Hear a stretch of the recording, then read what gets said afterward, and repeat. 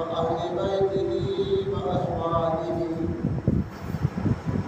وأولياء ملته وعلماء أهل سنته أجمعين. أما بعد فأعوذ بالله من الشيطان الرجيم.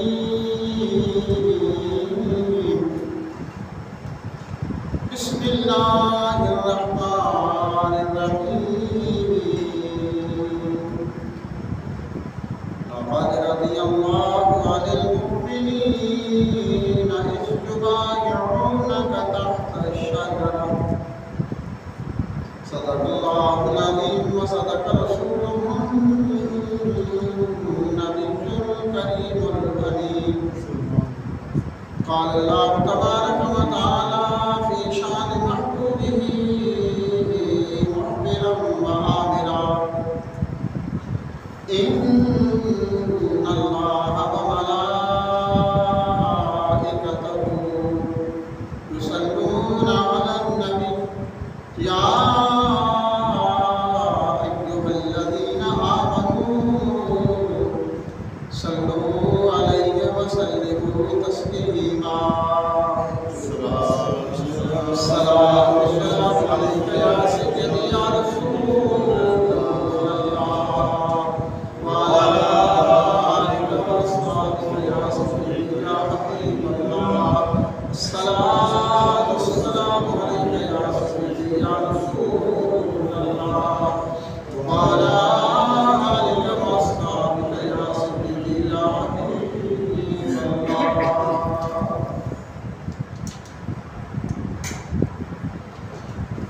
حمد و ثنا کی بات دعا ہے پروردگار عالم مجھے یہاں کہنے کی آپ کو سن کر ہم سب کو اس کے عمل کی توفیق عطا فرمائے. الحمدللہ اللہ تعالیٰ کا نام کے ساتھ اور شکر ہے کہ جس نے جماعت المبارک کی نماز کی ادائیگی کے لیے سب سے پہلے اپنے حضور مسجد میں آنے کی سعادت نصیب فرمائی ہے.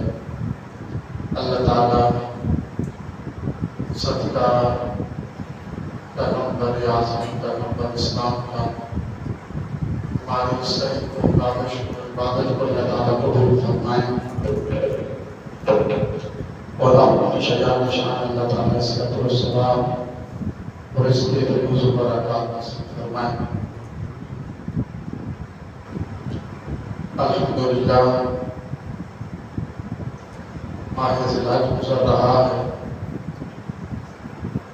اور ماہ ذوالحج کی ایک نسبت امیر المؤمنین خلیفۃ المسلمین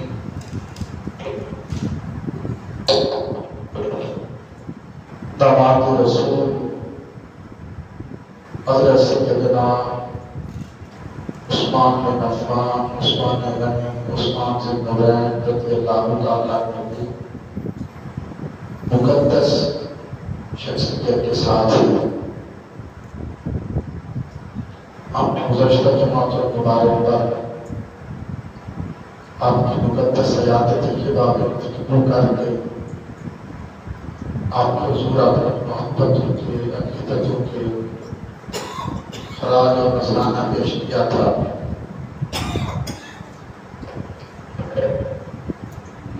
آپ کی ذات اقدس پر جتنی گفتگو کی جائے وہ کم ہے. سیدنا عثمان غنی ذو النورین رضی اللہ تعالیٰ عنہ آپ ہوں جیسے سیدنا ابوبکر صدیق رضی اللہ تعالیٰ عنہ آپ ہوں جیسے سیدنا عمر فاروق رضی اللہ تعالیٰ عنہ یا حضرت سیدنا علی المرتضیٰ کرم اللہ تعالیٰ وجہ الکریم امام حسنین کریمین صحابہ کرام اہل بیت اطہار جتنی بھی مقدس شخصیات ہیں اسلام کی نفوس قدسیہ ہیں. میں ایک بات کہتا ہوں کہ یہ کوئی تاریخی شخصیات نہیں ہے کہ ہم جن کی زندگی پر گفتگو کریں، جن کی زندگی کو اپنی عقل کی کسوٹی پہ پرکھیں، انہوں نے یہ اچھے عمل کیے، ان میں یہ نقص تھے، یہ خامیاں تھیں، ہم کہاں اور وہ کہاں۔ یہ تاریخی شخصیات جو تاریخ میں گزرتی ہیں، ان کی زندگی میں گفتگو کی جا سکتی ہے، ان کی زندگی کو اپنے عقل کی کسوٹی پہ پرکھا جا سکتا ہے۔ لیکن یہ تمام شخصیات تاریخی نہیں ہیں، بلکہ یہ قرآنی شخصیات ہیں۔ یہ وہ ہیں کہ جن کے بارے میں اللہ نے فرمایا کہ رضی اللہ عنہ ورضوا عنہ، اللہ ان سے راضی ہے اور یہ اللہ سے راضی ہے۔ ان کی رضا کی سنت اللہ تعالیٰ نے قرآن کریم میں بنا کر رکھی۔ اللہ کہتے رہے نا، جب اللہ فرماتا ہے کہ میں ان سے راضی ہوں، رضی اللہ عنہ، میں ان سے راضی ہوں، تو پھر کون ان سے ناراض ہو سکتا؟ آپ پتہ نہیں کی شخصیات پر، ان نفوس قدسیہ کی ذاتوں پر جو لوگ گفتگو کرتے ہیں، زبان درازی کرتے ہیں، پتہ نہیں وہ کن کتابوں کو انہوں نے پڑھا ہے، کن مدارس میں گئے ہیں، کون سا ان کے پاس علم ہے۔ اپنی یہ کیفیت ہے کہ اور تقریباً اور فیام میں سب نے کہ جس کو بھی صحیح طریقے سے وضو کرنا نہیں آتا، اس طریقے کے مسائل نہیں آتے، اس کو دیکھو جو وہ اتنی بڑی بڑی شخصیات میں گفتگو کر رہا۔ اپنی یہ عادت ہے کہ اپنی 4-5 فٹ کے وجود پر اسلام کو نافذ نہیں کر سکا، چہرے پہ سنت رسول نہیں ہے، سر پہ امامہ نہیں ہے، اپنی اس چھوٹے سے وجود پر اسلام کو، قرآن و سنت کو نافذ نہیں کر سکتا۔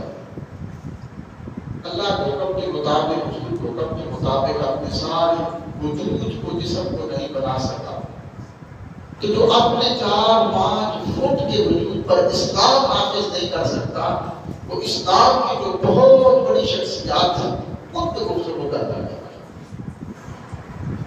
جبکہ وہ شخصیات ہیں جن کے بارے میں اللہ نے قرآن کریم میں بار بار فرمایا کہ یہ وہ شخصیات ہیں، صدیق اکبر ہوں، عمر فاروق ہوں، عثمان غنی ہوں، حضرت مولا علی پاک ہوں، امام حسن ہوں، امام حسین ہوں، صحابہ کرام اہل بیت اطہار، یہ وہ شخصیات ہیں جن کے بارے میں اللہ فرماتا ہے کہ رضی اللہ عنہم، اللہ ان سے راضی ہے، ورضوا عنہ، یہ اللہ سے راضی ہے۔ اب اس کے بعد کون سی بات ہے؟ آج لوگ ہیں نا سید عثمان غنی رضی اللہ تعالیٰ عنہ، کیا یہ وہ صحابہ کرام تھے کہ جنہوں نے ہمیں عقیدہ سکھایا؟ عقیدہ کیا ہے؟ لیکن ہم عقائد میں حضرت امام اعظم ابو حنیفہ رحمۃ اللہ تعالیٰ علیہ مقلد ہیں، پیروی کرتے ہیں، فقہ مسائل امام اعظم ابو حنیفہ اب کا جو فقہ ہے ہم اس کے مطابق اپنے مسائل جو ہے شریعت کے مسائل اس پر کرتے ہیں، ان کی فقہ کو لے کر وضو کیسے کرنا ہے، سجدہ کیسے کرنا ہے، غسل کیسے کرنا ہے، نماز کے مسائل کیا ہیں، روزے کے مسائل کیا ہیں، حج کے مسائل کیا ہیں، زکوٰۃ کے مسائل کیا ہیں، یہ سارے جتنے شرعی مسائل ہیں ہم ان میں حضرت امام اعظم ابو حنیفہ رضی اللہ تعالیٰ عنہ رحمۃ اللہ تعالیٰ عنہ آپ کی پیروی کرتے ہیں، مسلک حنفی پر ہم چلتے ہیں، مسائل میں ہم ان کے پیروکار ہیں، اور دنیا میں ہر مکتبہ فکر جتنے بھی اسلام کے مخاطب ہیں، کوئی شافعی مسلک ہے، ایک بڑا ایک حنبلی مسلک ہے، اور ایک مالکی مسلک ہے، چار مسلک ہے، حنفی مسلک ہے۔ یہ چاروں مسلک ہیں، شافعی، حنفی، مالکی، یہ تمام حنبلی، یہ سارے چاروں مسلک، چاروں ائمہ اکرام کے پیروکار ہیں، فقہ میں ان کی تقلید کرتے ہیں۔ لیکن عقائد میں کوئی مسلمان کسی کا پیروکار نہیں، کسی بھی مرتبہ سے تعلق رکھتا ہو، امام شافعی کا پیروکار ہو، امام اعظم ابو حنیفہ کا ہو، امام احمد بن حنبل کو، امام مالک کا ہو، کوئی بھی جو ہے عقائد میں، عقیدے میں کسی کی تقلید اور پیروی نہیں کرتا۔ عقیدہ جو ہے یہ سارا قرآن سے ثابت ہے اور سنت سے ثابت ہے، اور جو صحابہ کرام رضوان اللہ تعالیٰ عنہ کی مقدس حیات طیبہ تھی، وہ ساری کی زندگی ہمارا عقیدہ ہے، ان کا عقیدہ ہے۔ جو ان کی عقیدہ تھا، ان کے عقائد تھے، وہی ہمارے عقائد ہیں۔ جو قرآن میں بیان کرتے ہیں اللہ کی ذات کے بارے میں عقیدہ ہے کہ وہ وحدہ لا شریک ہے، اس کی ذات کی صفات میں کوئی بھی شریک نہیں ہے، اللہ کے علاوہ کسی کو بھی سجدہ نہیں کیا جا سکتا، اور اللہ کے علاوہ سجدہ کرنا حرام ہے۔ یہ عقیدہ قرآن نے بیان کیا رب کے بارے میں، انبیاء کے بارے میں، فرشتوں کے بارے میں، آخرت کی زندگی کے بارے میں، یہ سارے عقائد اس نے بیان کی ہے۔ قرآن کریم جو صحابہ کرام کی زندگی اہل اسلام کی، اہل ایمان کے سامنے رکھی گئی تھی، یہ عقیدہ تھا صحابہ کرام کا، انہوں نے اس عقیدے پر چل کر اپنی زندگی کو کامیاب بنایا۔ مسائل میں ہم امام اعظم ابو حنیفہ کے دیگر جو ہے وہ ائمہ کرام کی تقلید کرتی ہیں، پیروکار۔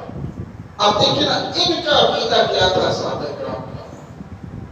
حضرت عثمان غنی رضی اللہ تعالیٰ عنہ، آپ کے بارے ہم پڑھ رہے تھے کہ 18 سے لاکھ بار کے انہوں نے شہادت ہے۔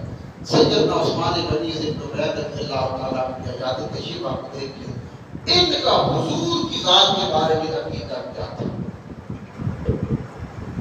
اور یہ تو جب اس میں بعد میں پڑھتے ہیں کہ کسی حضرت امام حضرت عثمان غنی سے سوال کیا کہ آپ نے اسلام قبول کیا، سال گزر گئے، اسلام قبول کرنے کے بعد، اپنا ہاتھ حضور کے ہاتھ میں دینے کے بعد، حضور کی غلامی اختیار کرنے کے بعد آپ کی زندگی میں کون سا انقلاب آیا، کون سی تبدیلی آئی، آپ نے کیا محسوس کیا، کون سی چینج آپ کی زندگی میں آئی؟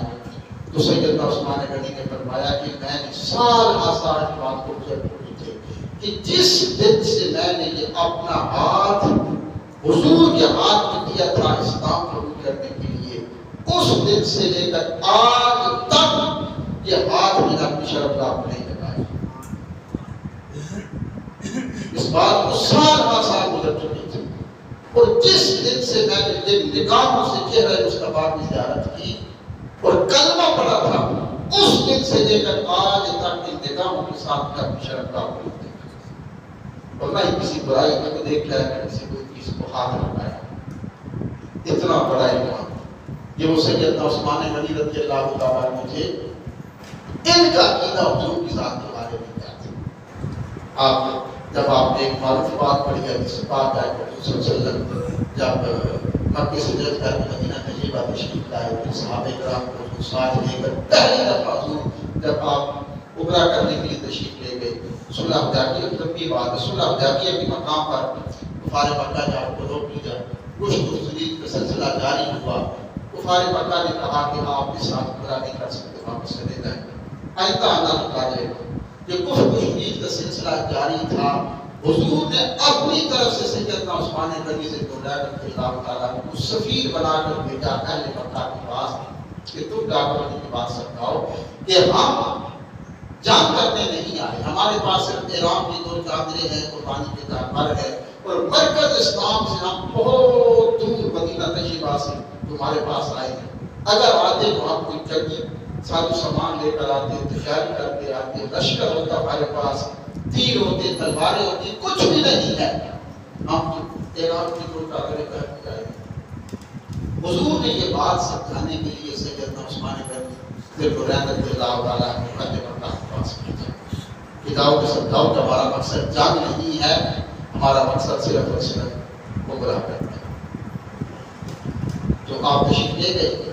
جب آپ وہاں پہ گئے تو آپ کے لوگ اہل مکہ کے ساتھ قریبی خاندانی اور خونی تعلق جو وراثت تھے، تعلقات تھے، وہ تجارتی وراثت تھے، وہ تمام اہل مکہ جو بڑے بڑے تاجر تھے، دولت مند تھے، وہ قدر کی نگاہ سے، عزت کی نگاہ سے سیدنا عثمان کو دیکھا کرتے تھے۔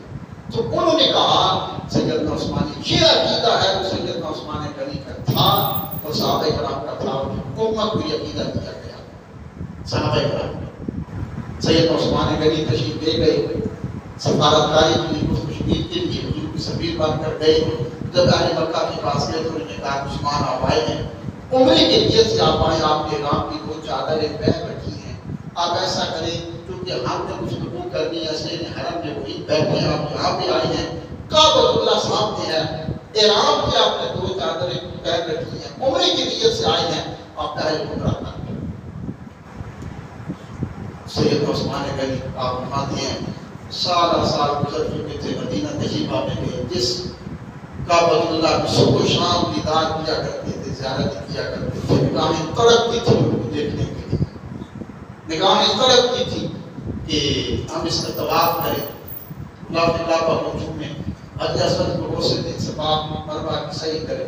کہتے ہیں سب کچھ سامنے تھا، توجہ فرمانا یہ عقیدہ ہے، سب کچھ سامنے تھا، سین حرم میں موجود ہے، کعبۃ اللہ سامنے ہے، احرام کی 2 چادریں سے بے عمرے کی نیت سے بھی آئے ہیں۔ اہل مکہ کہہ رہے ہیں کہ آپ پہلے عمرہ کریں۔ سیدنا عثمان غنی فرماتے ہیں کہ جب میری نظر کعبۃ اللہ پہ پڑی تو آپ کی سانس چھوٹ گیا کہ میں تجھے دیکھنے کے لیے دل رات تڑپتا تھا چومنے۔ لیکن جب اہل مکہ نے کہا کہ تمہارے مکہ نے کہ تم احرام کی چادریں پہن کر عمرے کی نیت سے آئے، سے حرم ہے، کعبۃ اللہ سامنے، طواف کرا دو، اور فرمایا کہ تم میری سوچ بھی کیسے ہو کہ عثمان طواف کرے اور اس میں حضور موجود نہ ہو، یہ کبھی نہیں ہو سکتا۔ آپ نے فرمایا کبھی نہیں ہو سکتا، عثمان غنی طواف کرے، عمرہ کرے، حضور موجود نہ ہو، یہ کبھی نہیں ہو سکتا۔ جب تک حضور نہیں ہوں گے عثمان اس کعبۃ اللہ کا طواف نہیں کرے، جب تک حضور موجود نہیں ہوں گے اس وقت تک صفا اور مروا سے عثمان نہیں کر سکتے۔ جب تک حضور نہیں آئیں گے ہم کعبۃ اللہ کے استقبال میں غلام کعبہ کو پہنچ سکتے نہیں۔ عثمان غنی نے بتا دیا جی ہمارا عقیدہ ہے، ہمارا عمرہ ہو حج ہو، جس میں حضور موجود نہیں تو ہماری عمرہ ہے ہی، ہمارا وہ طواف ہے ہی نہیں، جس میں حضور موجود نہیں ہماری کوئی عبادت ہے ہی نہیں، ہماری وہ عبادت قابل قبول ہے جس میں حضور موجود ہوتے ہیں۔ آج کہنا کہ ایک چھوٹی سی بات ہے، نماز وضو کا خیال آیا تو نماز ٹوٹ گئی، اتنی باتیں اتنی لوگوں کرتے ہیں، جیسے کرتے ہیں، نماز وضو کا خیال آیا تو نماز ٹوٹ گئی، نہ اس کے ساتھ بتا دیا۔ عثمان غنی نے بتا دیا ہماری وہ نماز، وہ عمرہ، وہ طواف جس میں حضور موجود نہیں، جب حضور کا تصور اور خیال موجود نہیں، حضور کی ذات بڑی تھی، یہ تصور بڑا تھا، تو بتا دیا کہ جس عبادت میں نماز ہو، حج ہو، عمرہ ہو، کوئی بھی تلاوت قرآن ہو، جس میں حضور موجود نہیں وہ عبادت کوئی نہیں ہو سکتی۔ یہ صحابہ کرام کا عقیدہ تھا، آج سے 1400 سال پہلے سیدنا عثمان غنی نے امت کو اہل ایمان کو اہل اسلام کی عقیدہ دیا، فرمایا کہ وہ عبادت قابل قبول ہے، فرمایا میں احرام بھی تھا، سین حرم بھی تھا، کعبۃ اللہ بھی تھا، نہ بوسہ دیا نہ طواف کیا، اس لیے حضور موجود نہیں تھا، اور جب تک حضور موجود نہیں ہوں گے نہ طواف سمان ہو سکتا ہے، نہ عبادت ہو سکتی ہے، کچھ بھی نہیں ہو سکتا۔ تو یہ عقیدہ کس کا تھا؟ صحابہ کرام ایمان لائے، یہ عقیدہ تھا کہ عبادت تلاوت قرآن، تمہاری زکات، تمہارے حج، تمہارے عمرے، تمہاری دعائیں، تمہارے تسبیحات، تمہاری تسبیح و تعلیم وہ قبول ہوگی جس میں ذات مصطفیٰ اور تصور مصطفیٰ اور خیال مصطفیٰ موجود ہوگا تو مقابلے قبول ہو۔ صحابہ کرام کا عقیدہ تھا کہ یہ امت کو اپنے سیدنا عثمان غنی رضی اللہ تعالیٰ کو اپنی بہت بڑی شخصیت، بہت بڑی آپ کی ذات ہے، دیکھیں نا جو اس وقت جنت البقیع کی جگہ ہے، حضور بس میں سے باہر تشریف لے کے مسجد الرحمان میں حضور کھڑے تھے، تو سیدنا صدیق عثمان غنی آ گئے، آپ نے فرمایا عثمان ایک جگہ ہے نا سامنے پڑی، کوئی یہودی کی ملکیت نہیں تھی، یہودی وہاں پہ اپنی جانور میں جو عبادت کرتے تھے، حضور خوش کیا کرتے تھے، تو بہت بڑی جنت البقیع کی جگہ ہے، یہ جنت البقیع جنت المعلیٰ کے جو قبرستان ہے، اسی بات میں ہے کہ سارے قبرستان کو اٹھا کر قیامت کے دن جنت کے اندر کنڈیر دیا جائے گا. ان دونوں قبرستانوں کو اٹھا کر جنت میں جھاڑ دیا جائے گا. جتنے جنت المعلا اور جنت البقیع کے اندر آرام فرما ہے، حدیث پاک کے اندر آتا ہے کہ کچھ نہیں ہو. فرشتوں کو حکم ہوگا کہ ان قبرستانوں کو اٹھاؤ اور ان کو جنت میں جھاڑ دیا جائے. اتنی اس کی برکت ہے جنت البقیع. حضور نے وہاں پہ کھڑے تھے، سیدنا عثمان غنی پاس آئے تو آپ نے عرض کیا حضور آپ کیا سوچ رہے ہیں، کیا دیکھ رہے ہیں؟ حضور فرمایا عثمان مجھے جگہ نظر آ رہی ہے یہ جو یہودی کی بلکیت ہے جہاں پہ اہل یہود اہل مدینہ اونٹ باندھتے ہیں، مجھے خوش کرتے ہیں. جاؤ اس میں چکر لگا دیا یہ ساری جگہ، یہ جگہ ہے بڑی اچھی. بس حضور نے فرمایا عثمان جاؤ اس ساری جگہ کا چکر لگا دیا، یہ جگہ ہے بڑی اچھی. سیدنا عثمان غنی تشریف لے گئے.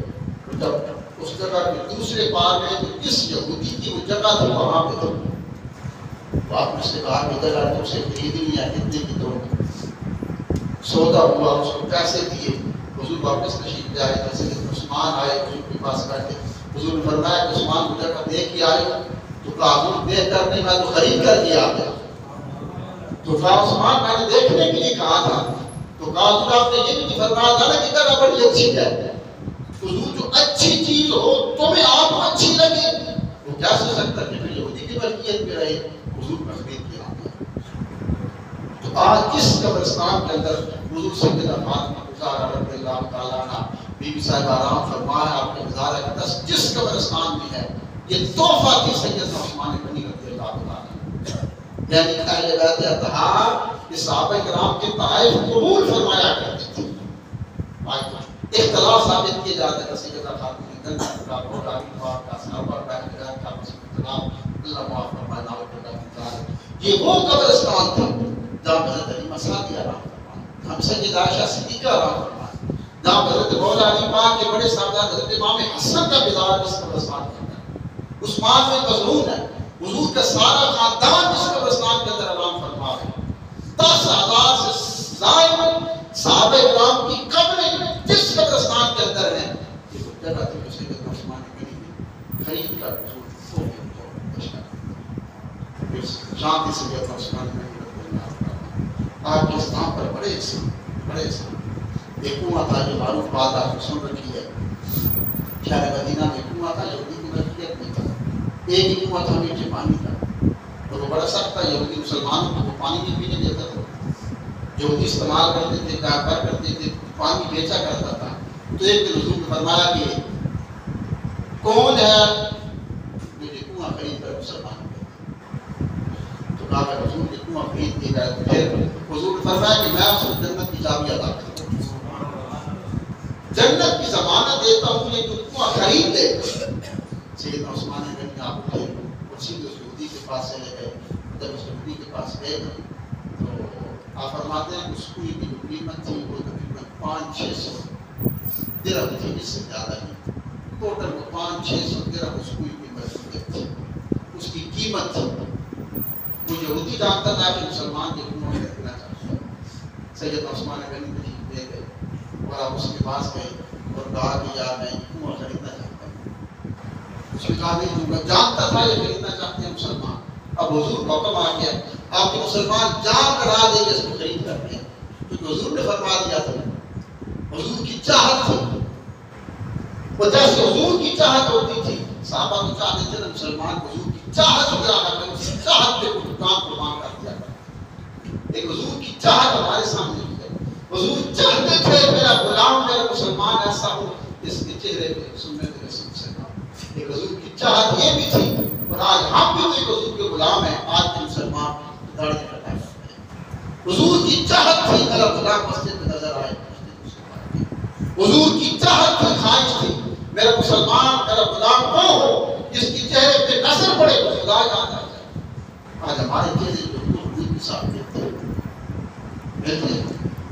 جو ان کی تعظیم دیکھی، ان کے لباس دیکھی، ان کو اپنا بیٹھنا دیکھا، مجھے اپنا لیا.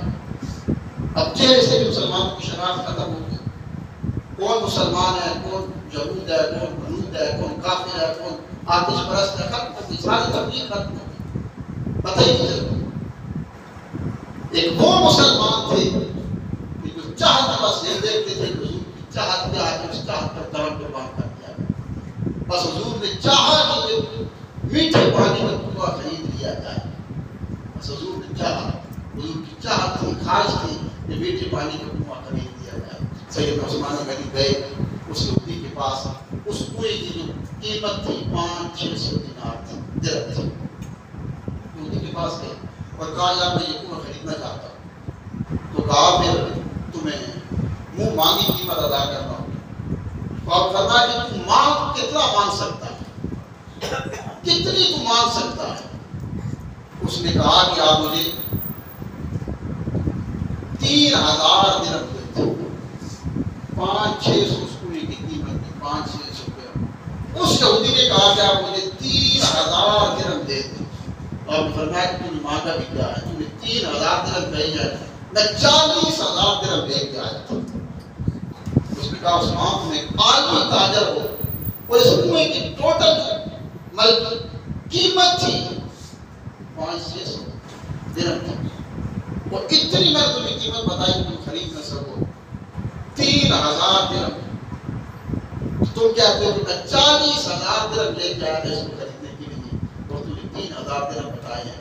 اس نے کہا بات یہ نہیں تھی، بات تھی فرمان مصطفیٰ کی، بات تھی حضور کی چاہت۔ بس پھر حضور نے چاہا، حضور کی خواہش تھی کہ وہ خرید لیا جائے، بس حضور کی چاہت تھی، اور اس حضور کی چاہت پر میں نے اپنے سب کچھ قربان کر دیا۔ یہ وہ تھے سیدنا عثمان رضی اللہ عنہ، ان کا مثال ہمارے شاہد ہمارے